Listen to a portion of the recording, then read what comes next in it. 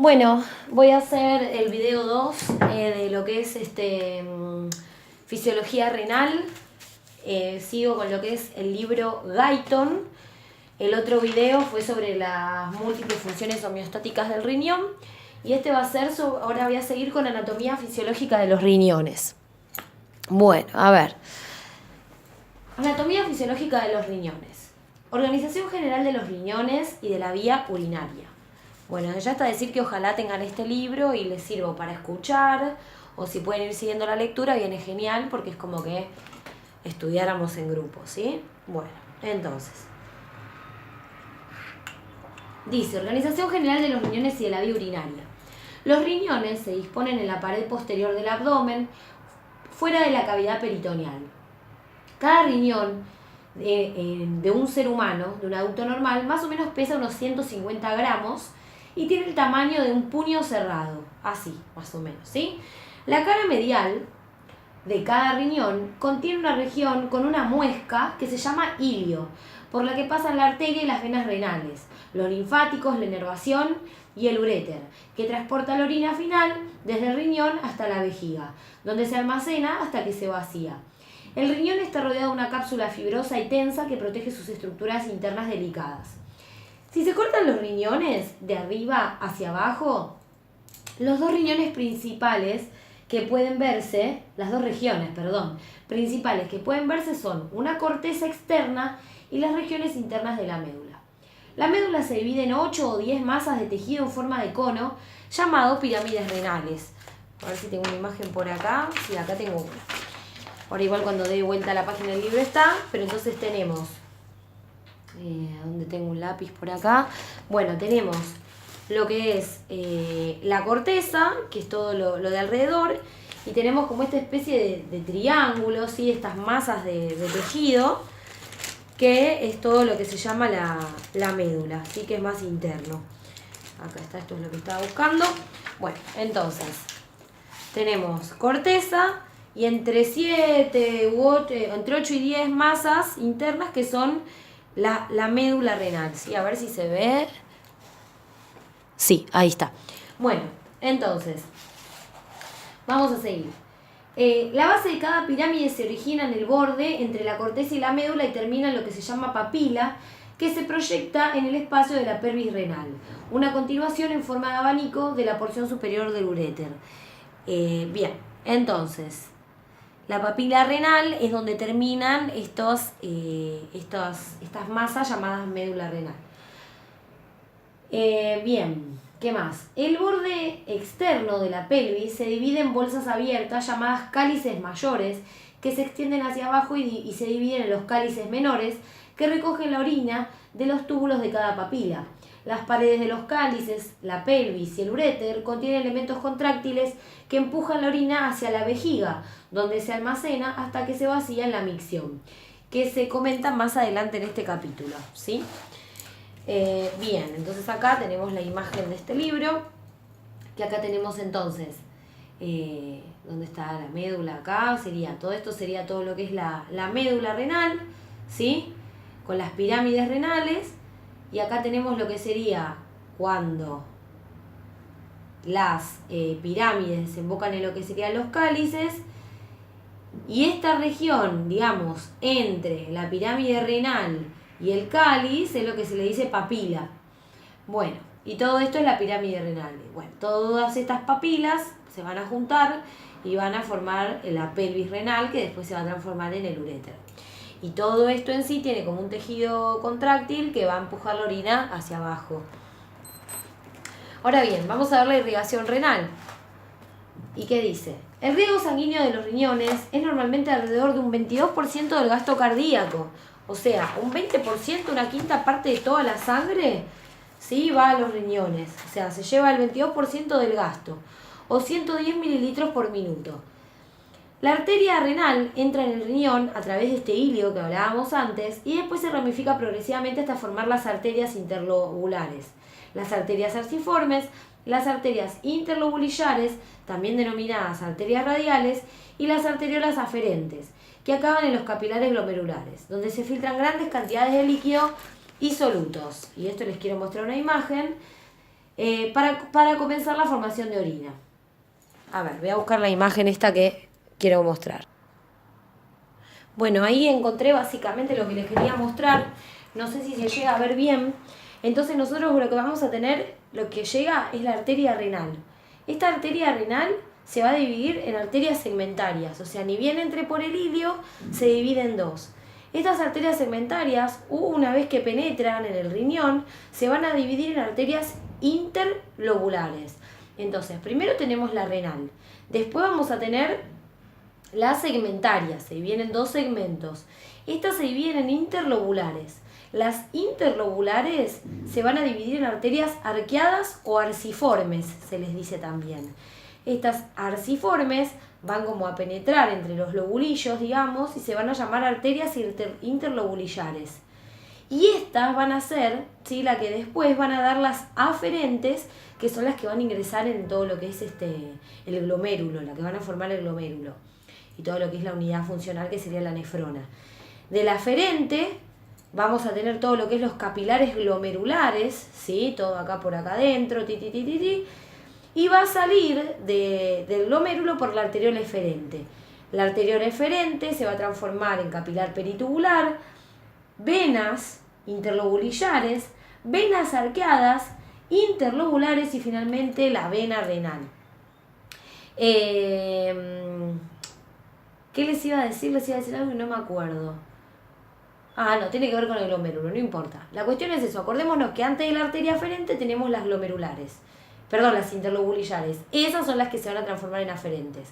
Después vamos a tener todos los capilares que van a andar por acá dando vuelta, que van a intervenir en la absorción de nutrientes para que vuelva la circulación por la arteria eferente, ¿sí? Bueno, bien, vamos a seguir.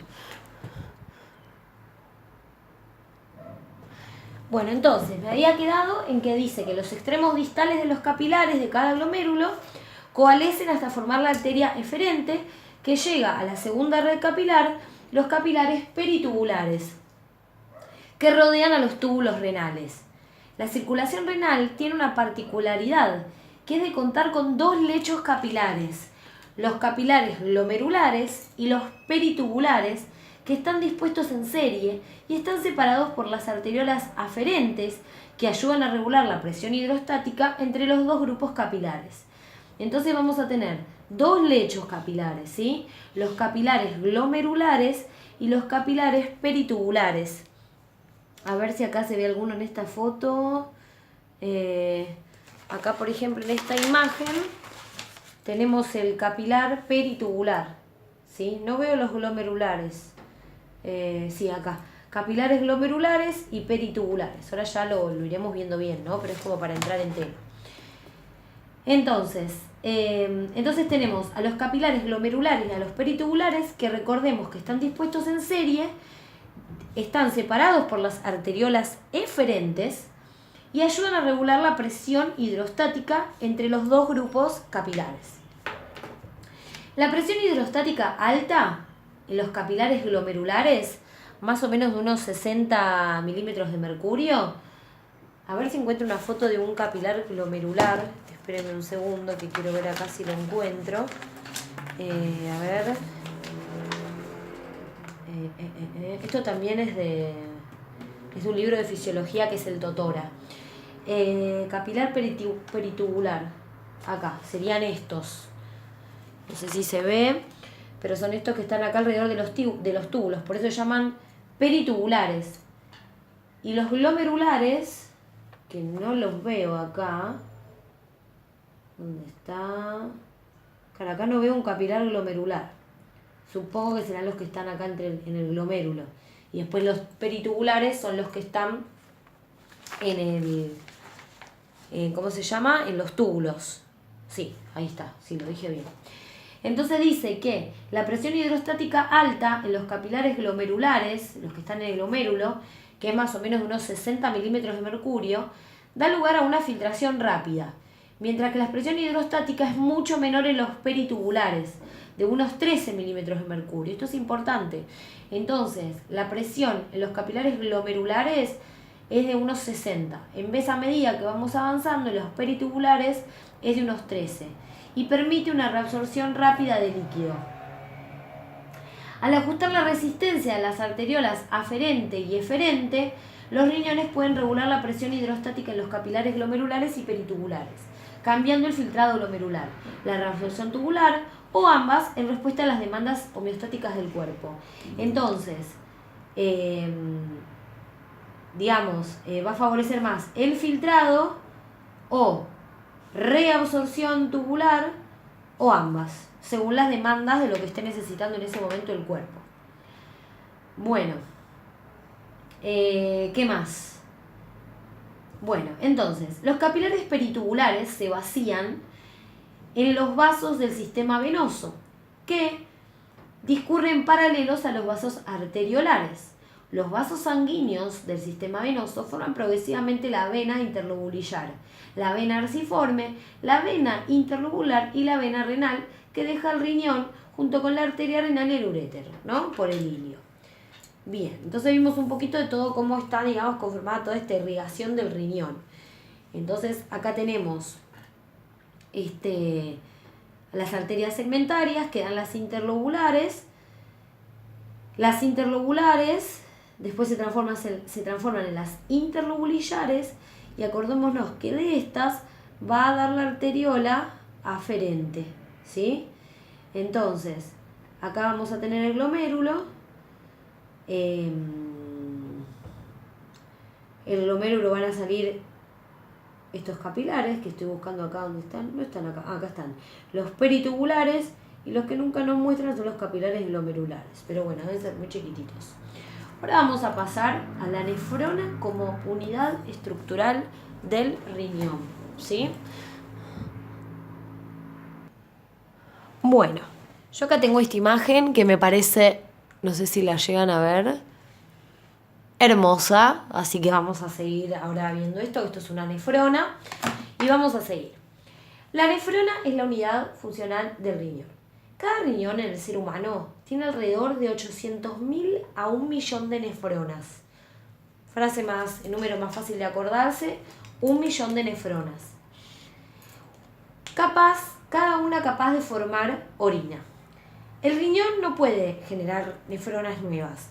Por lo tanto, si hay una lesión o enfermedad o envejecimiento normal renal, hay una reducción gradual del número de nefronas.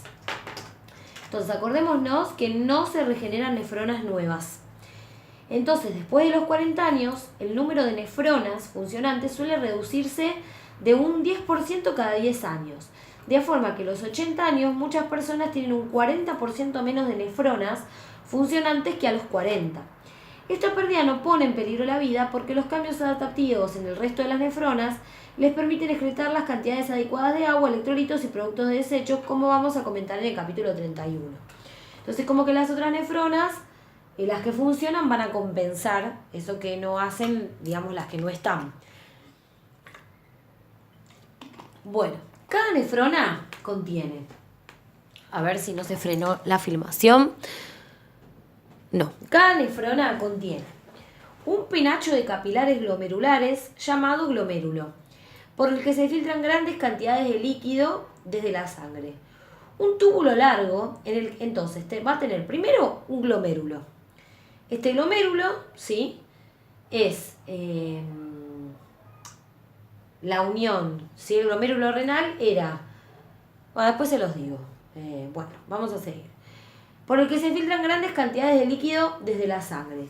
Y un túbulo largo en el que el líquido filtrado se convierte en orina en su camino de la pelvis al riñón. Bueno. Entonces, a ver, lo que les quería decir era... ¿Dónde está? ¿Dónde está? ¿Dónde está?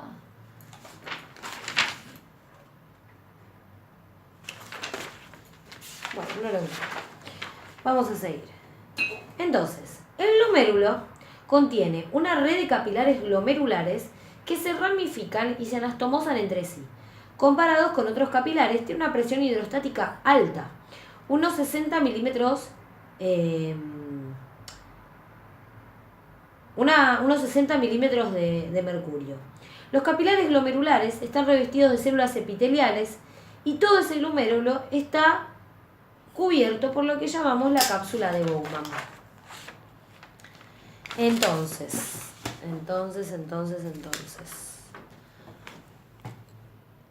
Ah, ya está. Ahí me salió lo que no me podía acordar. Era lo que es lo que le llamamos el corpúsculo renal o el corpúsculo de Malpighi.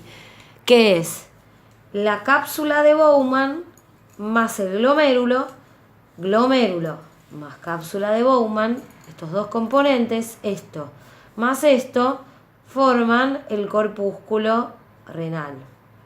Eso era lo que antes no me salía. Bien, entonces, el líquido filtrado desde los capilares glomerulares circula hacia la cápsula de Bowman y después al túbulo proximal, que se encuentra en la corteza del riñón. Y dice figura 26.4. Entonces acá tenemos el líquido que empieza a circular a través de los túbulos, ¿no? Túbulo proximal, circula.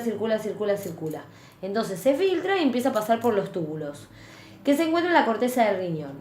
Desde el túbulo proximal, ¿sí?, el líquido fluye hacia el asa de Henle, que desciende hasta la médula renal. Cada asa consta de una rama descendente y otra ascendente.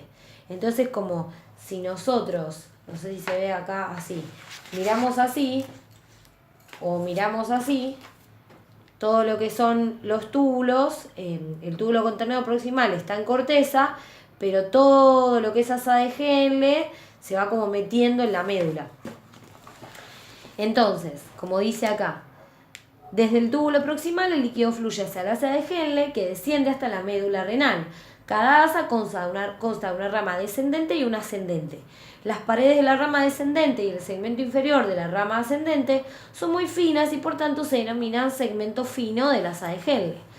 Después de que la rama ascendente del asa ha vuelto a la corteza, su pared se engruesa mucho y se denomina segmento grueso del asa de Henle, ¿sí?, que supongo yo, ¿sí?, ven acá, este es el asa de Henle, sería como el segmento grueso, el que se empieza a engrosar porque está volviendo a subir.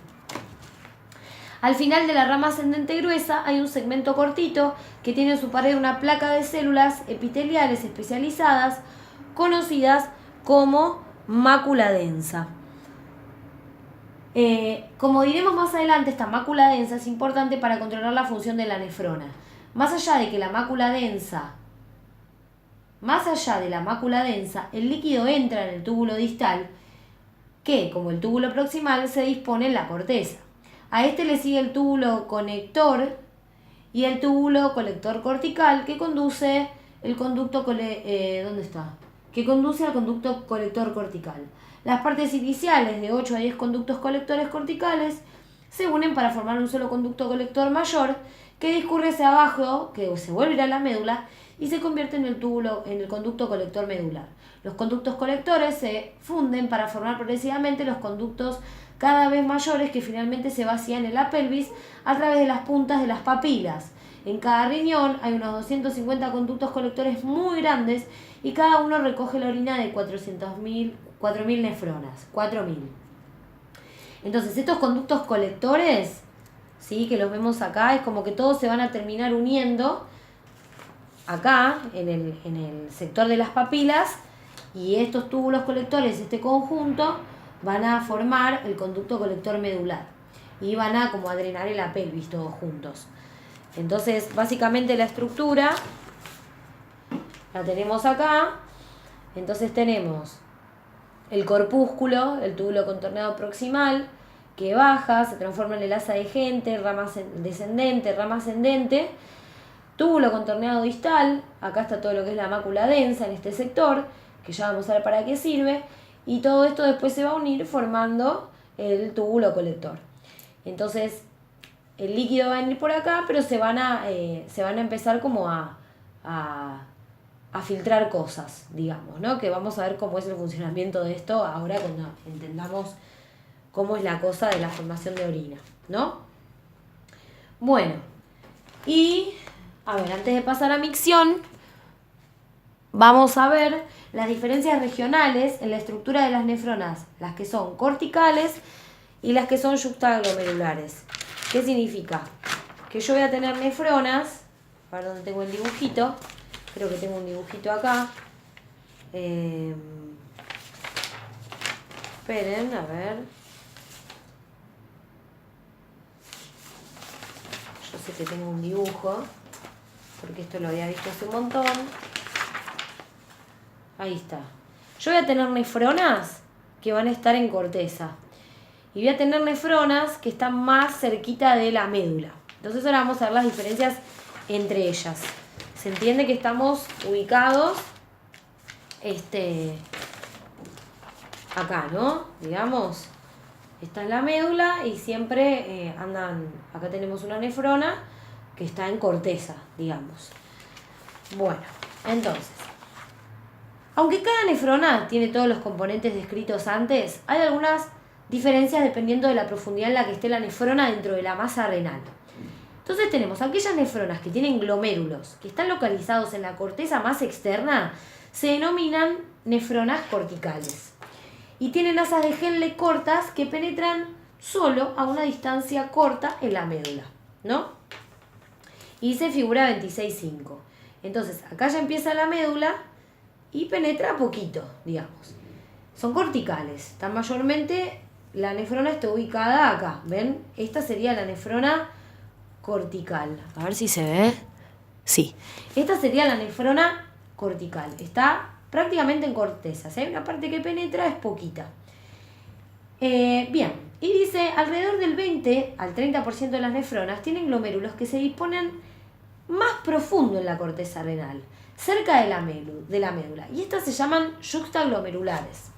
¿Ven? Acá se ve claramente que esta nefrona, ¿sí? Acá tenemos el corpúsculo, está como ahí, está yuxtal, está cerca de la médula, está pegadita a la médula. Esta está más externa, esta está más interna. ¿Y qué pasa con estas yuxtaglomerulares?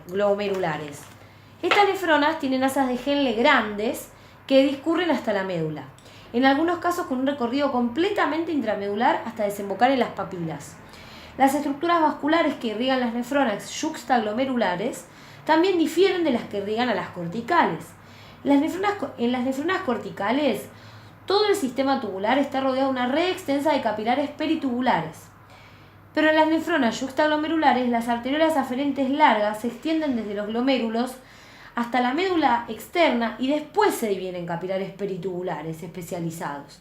O sea, es como que las arteriolas eferentes largas recorren toda la médula externa, ¿no?